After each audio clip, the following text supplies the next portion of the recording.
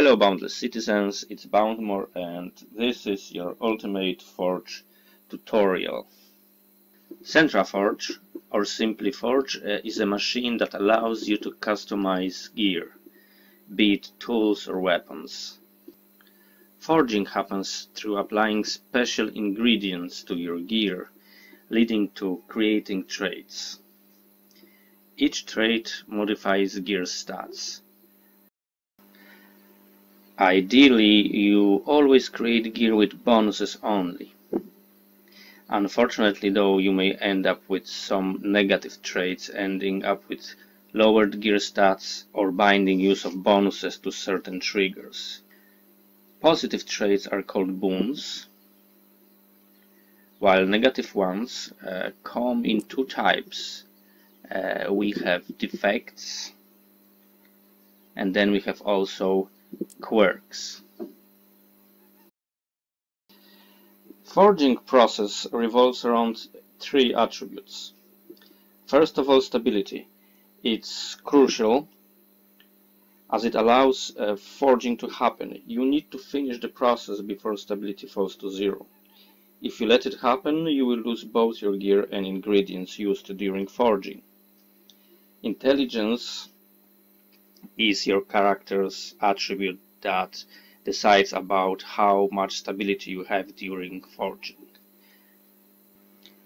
Effectiveness is next in order of importance, as it decides about the rate with which you accumulate traits. The bigger effectiveness, the faster you collect trait points, leading to higher chance of adding traits to your gear. Effectiveness is based on your character's vitality and on your Centraforge power. So you will have to connect power coils to your Centraforge to make sure that your effectiveness goes up.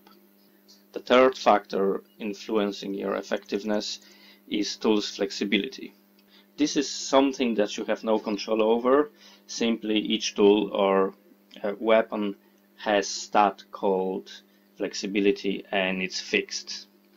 So some tools, weapons will be harder to forge, and some of them that have higher flexibility will be easier to manipulate.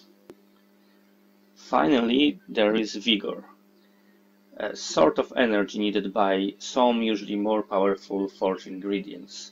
You can totally do without it, as successful forging may be done using basic ingredients. However, if you want to have more control over forging process and minimize random factors, you will need to use some of the ingredients that use vigor. Vigor is based on your power, so if you know that you will use a lot of higher tier ingredients that need vigor, you better make sure that your character has enough power so you end up with more vigor. Before we dip into actual process, let's take a look at types of ingredients used in forging. They are all available in Extractor, or you can simply just go and buy them from someone. Let's start with ingredients that are necessary for you to actually create any traits. They are called compounds, and they are the core of forging. They give you trait points, and it's through accumulating them that you create traits. So you do not start forging without them. The price that you pay for using them is stability. So every time you use one compound, some of the stability is drained. That means that every single use of compound brings you closer to the end of the forging process. The list of compounds is quite long, but I will try to make it look simpler for you. And let's start with the compounds called pure. This type creates only boon points. If you use only them, you will never end up with defects or quirks. You will only have a chance to create the positive effects, the positive traits for your gear, so-called boons. The weakness of pure compounds is low boon point output. So if you want to accumulate boon points faster, you should try the draining compounds. However, they consume vigor. There is a way to get more boon points without using vigor. It's by using either imperfect or unstable or corrupted compounds. The price for the higher boon points output in that case is the defect and quirk points that all three types also produce. Imperfect compounds create the defect points as a side effect of giving you a lot of boon points. The unstable type produces both defect and quirk points as side effect. And the corrupted type creates defect points just like imperfect type. However, it does it over time. It creates a debuff that lasts for 5 rounds, and you will be accumulating defect points over those 5 rounds. So as you can see, using them 3 types of compounds puts you at risk of creating negative traits during forging. There are also 2 types of compounds that have reverse effect, as they remove trait points instead of adding them. They let you get rid of some of accumulated negative trait points, so either defect points and quirk points. As the side effect, they also remove your boon points. So there are basically 2 types of those compounds. First is called defect reduction compound, and as you may guess, it removes defects points for you, but also removes the same amount of boon points. However, there is an unstable version of it that will remove more defect points than it removes boon points. However, as a side effect, it will add some quirk points as well. The second type is called quirk reduction compound, and yes, it does remove quirk points for a price of taking away the same amount of boon points. And then there is an imperfect version of it. It will remove more quirk points than it removes boon points, but as a side effect, it will also add some defect points. Let's take a look at another type of ingredients that are necessary for you if you want to finish your forging process.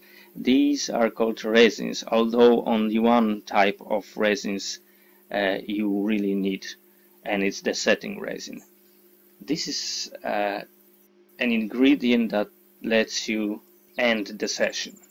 So whenever you're happy with what you have achieved, or maybe you run out of stability and you have to finish the session, you put the setting resin inside the forge and you run another round. And that's going to be the last round of forging process. After that, your gear is moved to the queue, and after a certain amount of time, it's ready for you. It's moved to the output part, and you can collect it there and use it, or sell it to someone. The other type of resins is called the construction resin, and it's not necessary for you. However, it might be useful.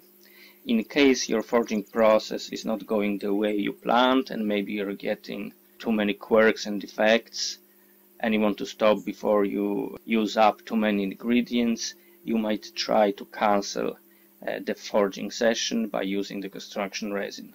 You just put it inside the forge, run another round, and then what happens is you unfortunately lose your gear. However, you have a chance of recovering some of the ingredients you have used. Depending on which of the deconstruction resins you use, you have a different chance of recovering your ingredients. So the deconstruction resin 1 gives you 25% chance of recovering each ingredient. Then the second one gives you a chance of 50%, and the last one is the strongest, and it gives you 75% chance of recovering each ingredient used during forging. So that's it if it comes to necessities. The compounds and the resins, specifically the setting resin, these are things that you have to take with you if you want to upgrade, customize your gear in the forge. We will move to other types of ingredients now, types that are not necessary, they're optional, but as I mentioned before, they will give you a better control over the forging process, so it's always good to have some of them at least. We can start with pastes, which are very costly in use as they consume both stability and vigor. Pastes are ingredients that create buffs, helping with stability, vigor, or boon, quirk, and defect points. So, for example, if you want to help yourself with stability loss, you can use protection pastes. There are two variants of it, and the difference between them is the length of effect. Protection pastes reduce stability loss by 50%. The first one lasts for 2 rounds, and the second one lasts for 4 rounds. So they are great to apply before you use any compounds. Then we have the boon boost pastes. Again, 2 types of them, and the difference is just like with protection paste in length of effect. Boon boost pastes increase boon point gain by 50%, and the buff they create lasts for either 2 rounds for the paste 1 and 4 rounds for paste 2.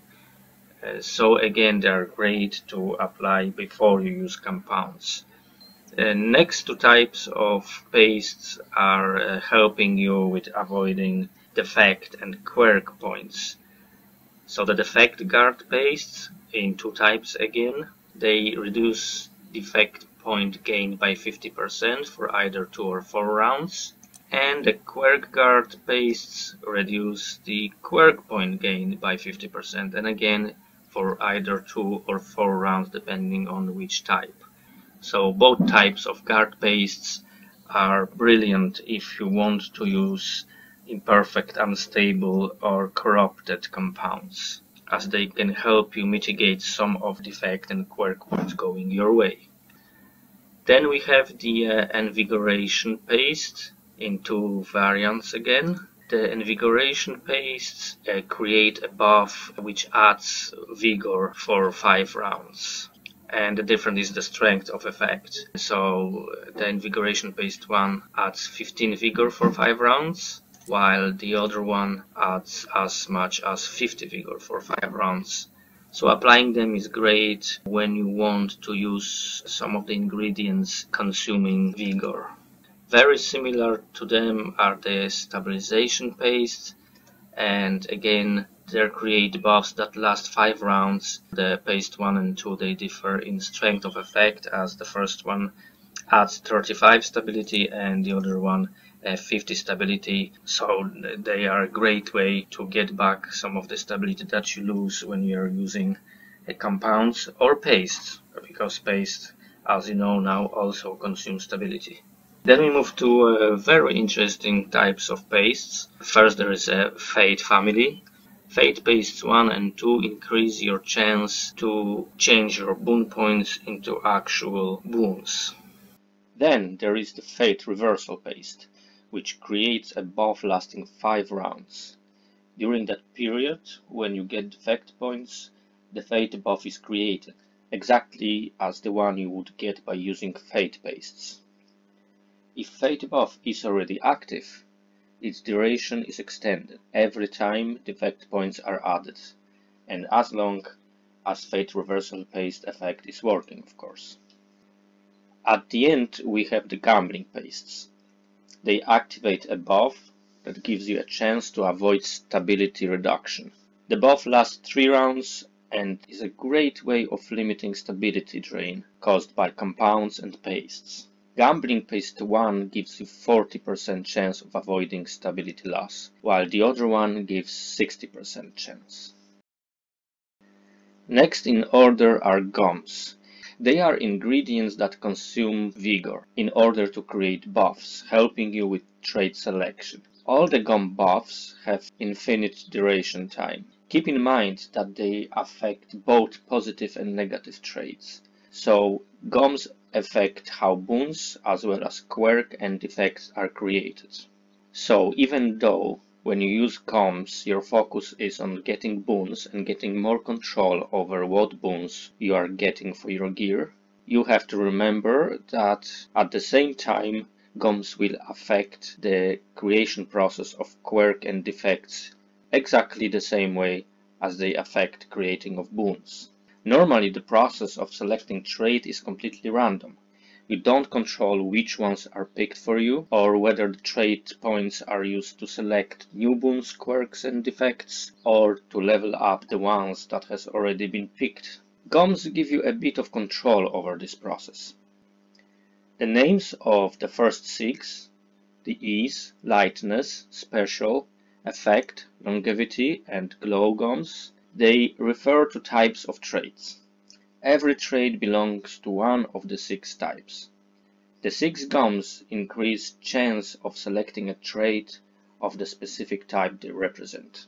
So they allow you to narrow the random process to one group. To be more precise, they give you bigger chance of just one group being selected. After that, the process is still random. The forge will still randomly pick specific boon within that group, so your control over the process is not full. The other 2 on the list are the so-called trait reduction GOM and trait expansion GOM. The first makes it more likely that trait points go into leveling up existing traits rather than adding new ones. It makes sense to use it after you get your first or second boon, if your aim is to level them up more than get a new trait. Trait expansion GOM works differently around, making it more likely that trait points go into adding new traits rather than leveling up existing ones. Again, it should be used after you get your first or second boon, if you want to get a new one more than level the ones you already got. To sum it up, remember that GOMs only increase chances of certain events happening. They don't remove random factor. Selecting traits still remains a random process. Next group of ingredients are catalysts. They consume vigor and allow you to aid boon points and vigor levels by removing certain elements. For example, defect reversal catalyst removes some defect points and turn them into boon points. Vigor catalyst then remove all buffs and debuffs and turn them into vigor. There are 2 of them, offering different strength of effect. Boon boost catalyst and boon points catalyst both require an active fate buff. First one removes it to replace it with boon boost buff, exactly the same as the one provided by boon boost paste. So it gives you a boon bonus lasting a few rounds.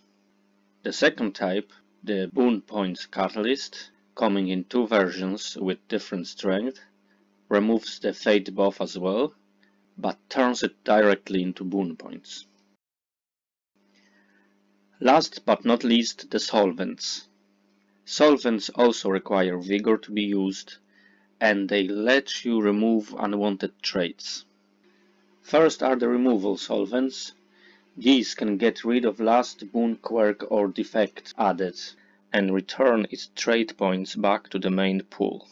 They all come in 2 versions, with weaker ones returning 50% of trait points and the stronger ones returning all trait points.